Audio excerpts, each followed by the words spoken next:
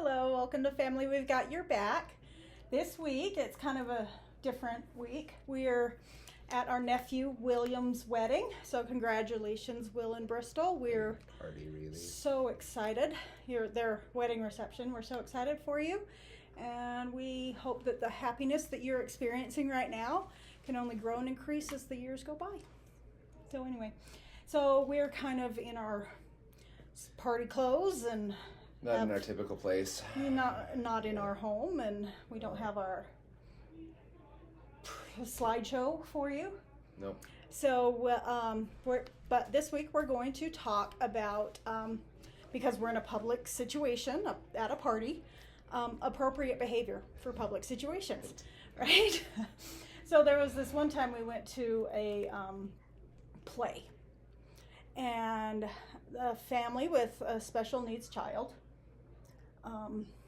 came, and the child, instead of them walking their child around the halls until it was time to start, they were in the auditorium, and one of the people that was putting on the show, when they were making the announcement at the beginning, please turn off your cell phones, please respect the performers. Yeah. This child was basically making quite a bit of racket, and so another lady got up and she was like, could you please, whoever's child is making the noise, thinking it was a 3-year-old playing with cars on the floor, right, said, could you please have your child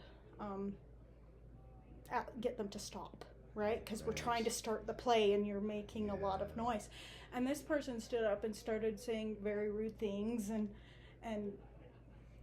It's really an awful it scenario. was all terrible. around. And said, I've never felt so offended in my life, and stormed out basically. Which is probably true, and it was a bad situation on both sides. But it was like, come on, yeah. lady, you're at a play and your kid's making a lot of noise. It's like, maybe you should think about that, right?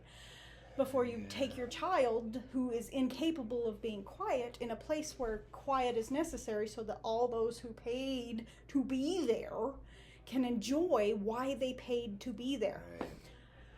Right. It's an awful situation, and so the whole point of the conversation today is we want everybody to get as much out of life as they can, and there's certain places and certain situations that are going to require a certain protocol. Yeah, and we're not saying that everybody has to be a robot and behave the same way all the time. No, but in order to be considerate, we have to consider the whole audience. Right. So if you are in public, you have to alter your behavior from what you do when you're in private, in your home, your own home, yeah, or alone, right? Even if you're not at home, So, and we want everybody to be able to experience life to their fullest. Right. But when we experience things to our fullest, that's going to impede in other people's situations. Right. Largely. So there's a popular saying, I don't know who, I should have looked it up, that my right to swing my arm ends when it connects with your nose. And while that's a fun little statement and a good thought, it's actually not true. Yeah. It's amount of harm, because when you are around people, you're going to bump against each other and you're going to have uncomfortable moments, but that doesn't mean your right to do what you need to do should be taken away. Your right to exist is taken away because, I'm interfering with someone else. And so it's, how much harm am I doing if I bring my child who cannot be quiet to a place where quiet is required? Yeah, I have and this. And so, anyway.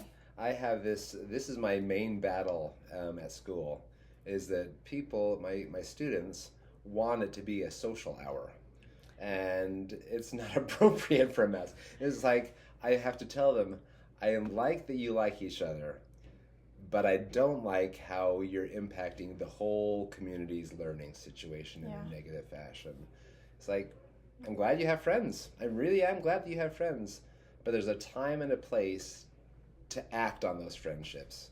And ideally, your friendships facilitate the learning. They increase the learning. But right. most of the time with middle schoolers, it just gets in the way. Right. And so it's a hard thing. It's a hard thing for them to learn how to adapt to just basic school routines. Yeah. When the teacher's talking, zip You're it. stopping. Right. Right? It's like your social hour's done. It's his turn, or the other teacher's Your turn to learn, really, yeah. right? Yeah. I'm not trying to be a bully. I just want to help you learn. Right? So that's kind of what we're talking about. Like, for example, when I had 5 little kids and I had to go to the grocery store, I'm like, I can't leave the troublemakers at home, right? No. So I devised a reward system where if everybody got a 10 in their behavior, good, appropriate store behavior, nobody was running away or asking for things or touching everything, or whining or crying. Nobody could, they all had to be on their best behavior. And if everybody got a 10, then they all got a treat. But if anybody got anything less than a 10, nobody got a treat. Which you may think, oh, how rude, you're punishing all of them for one kid's bad behavior. Yes. It creates a team cohesion. It does. Me against them. No, I'm kidding. But no, it was, then they encouraged the misbehavior to behave. It was positive peer pressure. Right. It was, come on, let's earn this prize together. Like, it was a hard thing that they did together and earned together, right? And so that was something that I planned out as a parent to do for my children so that they could learn that it's not appropriate to run away from mommy in the store. It's not appropriate to put things in the cart that you want, right? Things like that. Also, like, on the way to going out to eat or whatever it was, like, we would rehearse, okay, so do we get out of our seats and run around? No. Do we throw food? Do we shout? Do we argue? Do we, so, and what is good manners? We put our napkin on our lap. We use our fork. We don't talk with our mouth full, right? Right. We say please and thank you, and we are polite to the wait staff, and things like that. And so our children did not impact and interfere with other people who are trying to have a nice time. Right. So at Denny's. I'm so sorry. I don't think it was. I'm just saying. We didn't have a Denny's. No, we didn't have a Denny's. But it was often it was something similar to that. It was something inexpensive for kid-friendly, but still, it's like nobody wants. IHOP. Stop advertising for other people. Anyway, so it's, so that our presence did not interfere and harm their experience that they are. They could enjoy their dinner, and they might look our way and laugh because kids still do silly things. Right. But it was. They're not. But they were obnoxious, screaming, fighting children that you're like, oh, I don't want to be by you. Yeah. So we've all been in restaurants and situations where there's little kids acting out, and it just takes away so much. Yeah.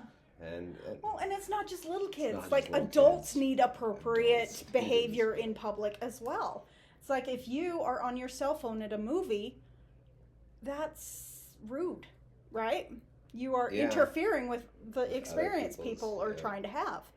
You are there for a purpose. Don't interfere with that purpose, right? If you are at a park, at a concert, with your dog, and you leave the dog's poop everywhere, that is also inappropriate adult behavior, right? Yeah. I guess what we're saying, and we'll close really quick, is just be considerate of other people, and if what you are doing is interfering with somebody else's reason for being there, do something else. Instead of you shouting at them or telling them they need to leave, look at yourself and see, what can I do differently to help all of us have a good time? Yeah. So that's your assignment for this week, is analyze how you behave in public and see if there can be some improvements. Yeah. All right.